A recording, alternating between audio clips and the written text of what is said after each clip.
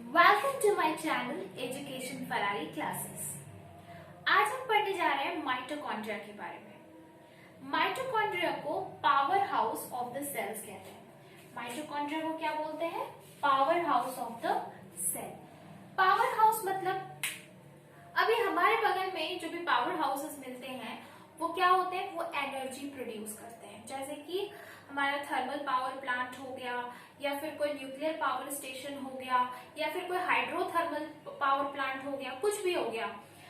वो प्रोड्यूस क्या कर रहा होता है? इलेक्ट्रिसिटी प्रोड्यूस कर रहा होता है। इलेक्ट्रिसिटी क्या है? एनर्जी का ही तो एक फॉर्म है ना, जिससे हम लोग अपना लाइटिंग पर्पस के लिए यूज कर सकते हैं, कूलिंग पर्पस, हीटिंग पर्पस, कुछ के लिए भी यूज कर सकते हैं। पंखे चला सकते हैं, बल्ब चला सकते हैं, लाइट ट्यूब्स चला सकते हैं। तो वो क्या है? एनर्जी प्रोड्यूस कर रहा है। उसी तरह माइटोकॉन्ड्रिया भी सेल के अंदर क्या प्रोड्यूस करता है? एनर्जी प्रोड्यूस करता है।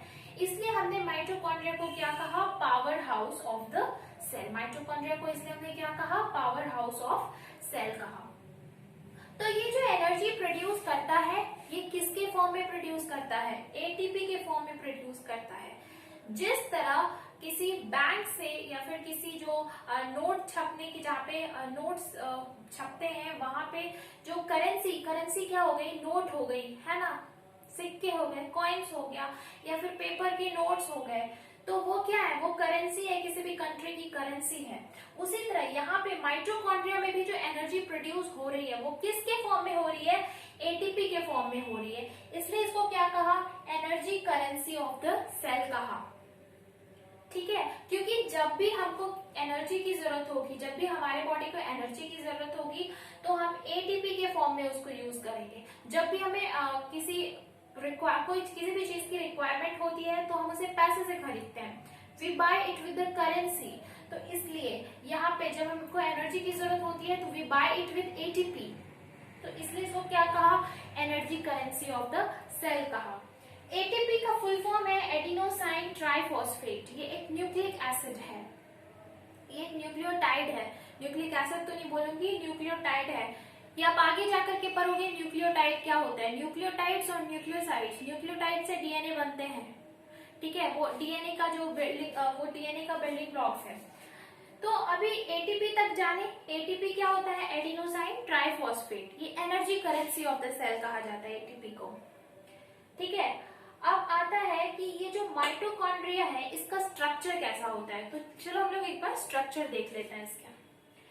ये है एक टिपिकल माइटोकॉन्ड्रियन। ऐसे बहुत सारे माइटोकॉन्ड्रियन होंगे किसी भी सेल में, ऐसे बहुत सारे। वो डिपेंड करेगा कि उसके सेल की जो एनर्जी नीड्स है वो कैसी है। अगर उसको बहुत ज्यादा एनर्जी की रिक्वायरमेंट है, अगर वो जो सेल फंक्शंस परफॉर्म कर रहा है वो बहुत विगरस फंक्शन परफॉर्म कर रहा है, तो नो डाउट इसकी जो एनर्जी रिक्वायरमेंट होगी वो भी बहुत ज्यादा होगी, है ना। तो उस टाइम उसके पास बहुत सारे माइटोकॉन्ड्रिया प्रेजेंट होंगे। वैसे सेल में माइटोकॉन्ड्रिया का नंबर ज्यादा होगा एज कम्पेयर टू वैसा वाला सेल जिसके पास एनर्जी नीड कम है, उसमें कम होगा माइटोकॉन्ड्रिया। तो यहाँ पे मैंने एक माइटोकॉन्ड्रिया को दिखाया है। इसका जो आउटर मेम्ब्रेन, ये भी दो मेम्ब्रेन, इसका भी जो मेम्ब्रेन होता है वो दो लेयर का होता है। बाहर वाला जो मेम्ब्रेन होता है, जो आउटर मेम्ब्रेन होता है, वो तो होता है पोरस। पोरस मतलब उससे सब्सटेंस आसानी से अंदर और बाहर जा सकते हैं, तो वो होता है पोरस। ठीक है, उसमें बड़े बड़े होल्स होते हैं। लेकिन जो इनर वाला मेम्ब्रेन होता है वो पोरस तो नहीं होता, उसमें भी कुछ कुछ प्रॉब्लम्स होंगे आने जाने में, मतलब उतना पोरस नहीं होता। और खास में उसकी खासियत क्या होती है? वो फोल्डेड होता है। आप देख रहे हो इस तरह ऐसे फोल्डेड है। ये फोल्ड होने से क्या होता है? इसका सरफेस एरिया इंक्रीज हो जाता है। ठीक है, अब जब सरफेस एरिया इंक्रीज होगा तो इसको एनर्जी प्रोड्यूस करने में हेल्प मिलती है। The more the surface area, ज्यादा अमाउंट ऑफ एनर्जी प्रोड्यूस होगी। जितना ज्यादा इसका सरफेस एरिया होगा उतना अच्छा से केमिकल रिएक्शंस हो सकेंगे, जिसकी वजह से एनर्जी प्रोड्यूस हो सकेगी। ठीक है, तो इसलिए यहाँ पे इनका फोल्डेड फॉर्म देखने को मिलता है। और ये जो फोल्डेड फॉर्म में ये जो स्ट्रक्चर्स, फिंगर लाइक स्ट्रक्चर्स जो दिख रहे हैं, उन्हें क्या बोला हमने? क्रिस्टे। क्या बोला? क्रिस्टे। और इसके अंदर जो फ्लूइड होगा, इसके अंदर भी तो कोई फ्लूइड होगा ना, इसके अंदर भी तो कोई फ्लूइड होगा। उस फ्लूइड को हमने बोला मैट्रिक्स। उस फ्लूइड को क्या बोला?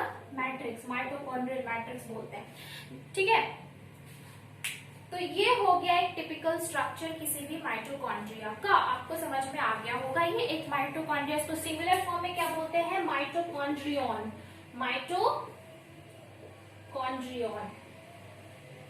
माइटोकॉन्ड्रियन बोलते हैं इसको, ठीक है, वो उसका सिंगुलर फॉर्म है, ठीक है। अब इसको सेमी ऑटोनोमस सेल ऑर्गेनेल कहा गया है।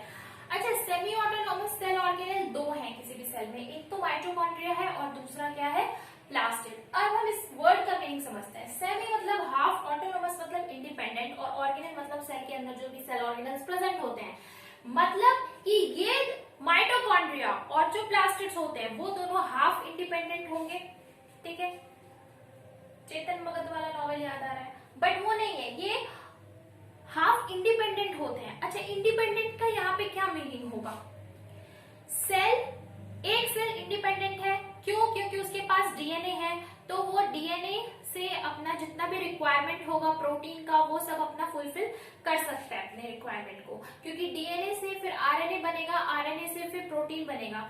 ये आप हायर क्लासेस में पढ़ोगे, पर इतना याद रखो कि जिस भी सेल के पास तो डीएनए होगा ही, और उसी डीएनए से उसका सारा फंक्शन कंट्रोल होगा। अब इंटरेस्टिंग बात ये है कि इसके पास भी डीएनए होता है और इसके पास भी राइबोसोम्स होते हैं, मतलब ये खुद अपना प्रोटीन बना सकता है, इसको किसी और पे डिपेंड होने की जरूरत नहीं है। लेकिन फिर भी ये पूरा तरह से इंडिपेंडेंट नहीं होता, क्योंकि कुछ कुछ फंक्शंस इसके लॉस हो चुके होते हैं। पर इसको चूंकि यहाँ पे डीएनए है और राइबोसोम्स है, लेकिन ये फिर भी पूरी तरह नहीं है, तो इसको क्या बोल सकते हैं? इसको सेमी ऑटोनोमस बोल सकते हैं, ठीक है, क्योंकि ये सेल पे तो डिपेंड कर रहा है, पर इसके पास डीएनए भी है, तो ना तुम इसको ऑटोनोमस बोल सकते हैं और ना इंडिपेंडेंट बोल सकते हैं, तो सेमी ऑटोनोमस बोल दिया। तो ये दोनों जो सेल ऑर्गेनल्स होते हैं, माइटोकॉन्ड्रिया होता है और प्लास्टिड होता है, ये दोनों कैसे ऑर्गेनल्स होते हैं? तो सेमी ऑटोनोमस सेल ऑर्गेनल्स होते हैं, और ये अपना प्रोटीन खुद बनाते हैं, ठीक है। तो इस तरह से ये माइटोकॉन्ड्रिया वाला पोर्शन एंड होता है। मेरे चैनल को सब्सक्राइब करिए अगर आपको इस तरह के वीडियोस और देखने हैं। Thank you and stay happy, bye bye.